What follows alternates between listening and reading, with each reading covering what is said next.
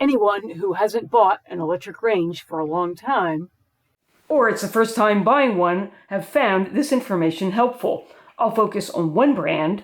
However, other brands in the same class will have similar ranges with similar features at a competitive price. With few exceptions, almost all ranges will be 30 inches wide. Coil-top stoves with coils that look like this are a thing of the past. Starting in 2018, Underwriters Laboratory required that all electric coil-top ranges have temperature limiting capabilities. On new coil-top stoves, you'll find a spring-loaded button in the center of the coil, which has to contact the bottom of the pan and limits the temperature to 450 degrees. While GE says SensiTemp technology will not affect everyday cooking, the comments on GE's video showing how to use these burners are overwhelmingly negative.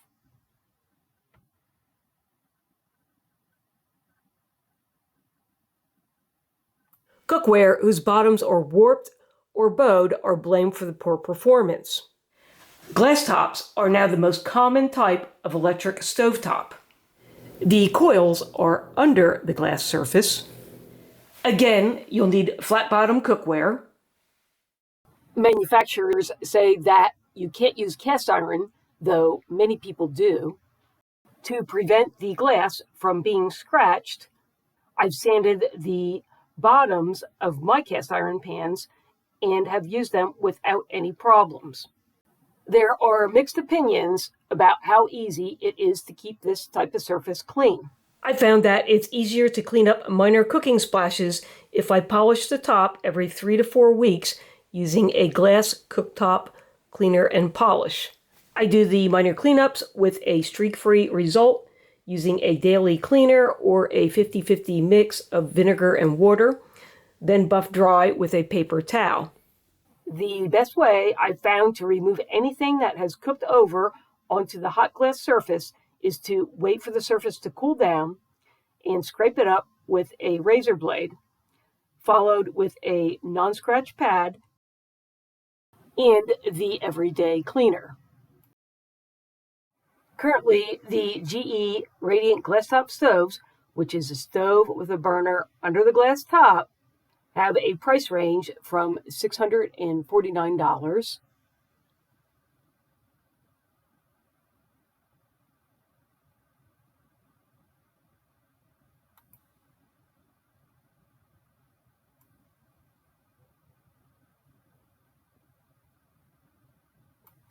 to $2,699. What's the difference between a freestanding and a slide-in stove? The freestanding are less expensive. Almost all will have control knobs on the back of the stove. They are placed in an opening and have a gap between the countertop and the edge of the stove.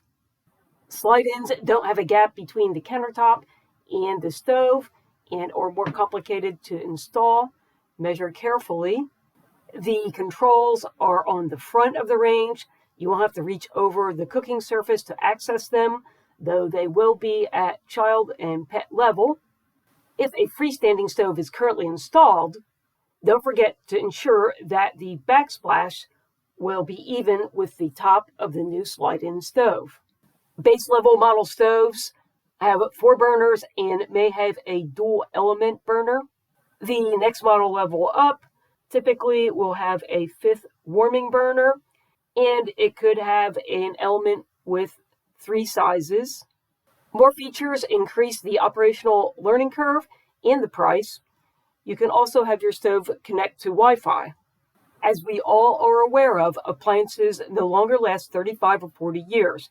More electronics and complication is more that can fail and bigger repair bills. The oven may have a steam clean feature in which water is poured into the bottom of the oven. The oven heats up to around 400 degrees and allegedly loosens grease that you can wipe away. Self-clean options are still available.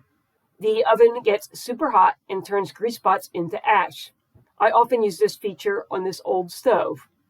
There are many claims that the intense heat generated during the self-clean cycle will destroy the circuit boards contained in modern stoves.